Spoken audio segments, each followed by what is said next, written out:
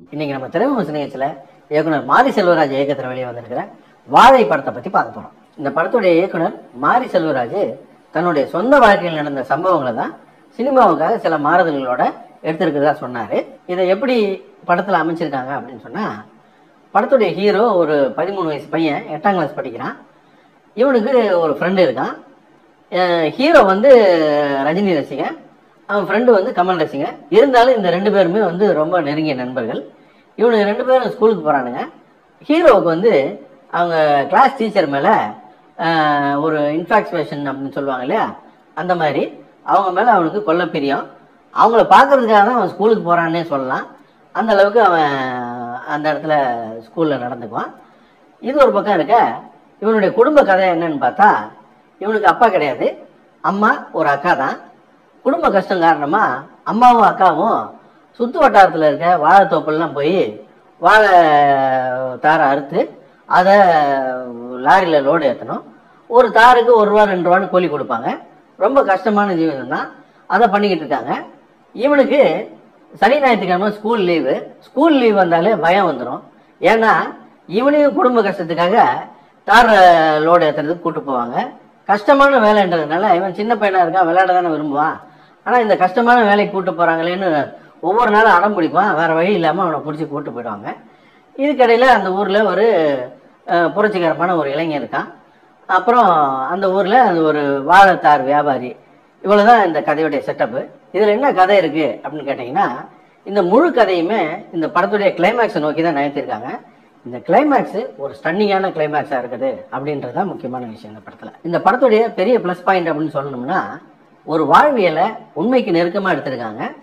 உண்மைக்கு நெருக்கமாக இந்த படம் வந்ததுக்கு முக்கியமான காரணம் இந்த படத்தில் நடித்த நடிகர் நடிகைகளை தான் சொல்லணும். குறிப்பாக இந்த ஹீரோ நல்லா நடிச்சிருந்தான் அந்த சின்ன பையன். அவங்க கூட ஒரு ஃப்ரெண்டாக வருவான்.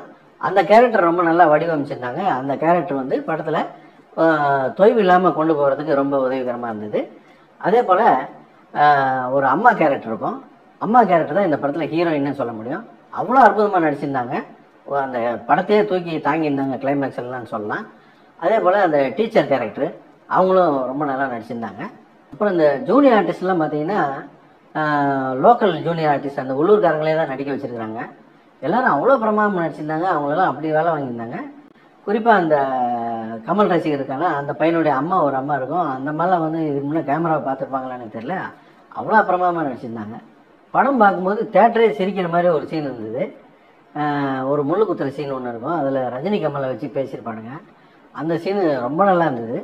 படத்தில் ஒரு முக்கியமான சீனில் இந்த ஹீரோ பையன் முதல் வாட்டி வந்து சாப்பிட்டு போவான். அவன் வந்து 2வது வாட்டி சாப்பிடும்போது அந்த அம்மாவுடைய நடிப்பும் அந்த சீனும் நம்மளே கறி கலங்க வச்சிடும். இந்த மக்களுடைய வாழ்க்கையை நம்ம கண் முன்னால் கொண்டு வந்து காட்டினது தேனி ஈஸ்வருடைய கேமரா ஒர்க்கும் ஒரு உறுதுணையாக இருந்தது. படத்தில் குறை அப்படின்னு சொல்லணும்னா, ஒரு லவ் பேர் ஒன்று இருப்பாங்க. அந்த லவ் போர்ஷன்லாம் இன்னும் கொஞ்சம் சுவாரஸ்யப்படுத்திருக்கலாம். அது மட்டும் இல்லாமல் அதே 2 பசங்க, அதே ஸ்கூலு, அதே டீச்சர் அப்படிங்கிறது வந்து ரிப்பீட் ஆகிட்டே இருந்துச்சு. அது ஒரு தொய்வு ஏற்படுத்திச்சு. அந்த இதை இன்னும் கொஞ்சம் சுவாரஸ்யப்படுத்திருந்தா நல்லா இருந்திருக்கும். அது மட்டும் இல்லாமல் ஒரு ஸ்கூல் பையன் டீச்சரை வந்து பார்க்குறான் அப்படிங்கிறது பல இடங்களில் நடக்கிறது தான். என்னதான் உண்மையாக இருந்தாலும் அது ஒரு சின்ன நெருடலாக இருந்தது. இந்த இடத்துல இன்னொரு விஷயத்த சொல்ல விரும்புகிறேன். தமிழ் சினிமாவில் மிக முக்கியமான தவிர்க்க முடியாத இயக்குனர் அப்படின்னு சொன்னால் விக்ரம் அவர்களை சொல்லலாம். அவர் வந்து 30 வருஷத்துக்கு முன்னே ஒரு பேட்டி கொடுத்துருந்தார். அந்த பேட்டியில் என்ன சொல்லியிருந்தாருன்னா, என்னுடைய முதல் படம் புது வசந்தம், அது மிகப்பெரிய வெற்றி அடைஞ்சிச்சு. என்னுடைய 2வது படம் பெரும்புள்ளி நான் எதிர்பார்த்த மாதிரி போல. அதுக்கு என்ன காரணம் அப்படின்னு பார்க்கும்போது, அந்த படத்தில் ஹீரோ வந்து ஒரு ஸ்டூடெண்ட்டு, ஹீரோயின் வந்து டீச்சர். இந்த ஸ்டூடெண்ட் வந்து டீச்சரை லவ் பண்ணுற மாதிரி படம் எடுத்திருந்தேன். அந்த படம் சரியாக போல.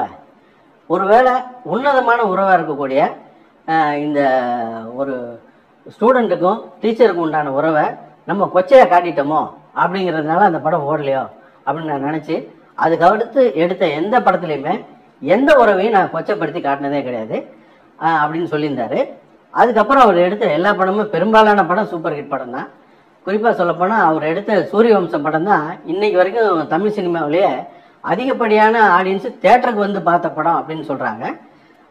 எனக்கு தெரிஞ்சு அவர் வந்து எடுத்த படங்கள் எல்லாமே யூ சர்டிஃபிகேட் தான் நினைக்கிறேன். அந்த மாதிரி ஒரு அற்புதமான ஒரு டைரக்டர். அவர் சொன்ன விஷயம் இது.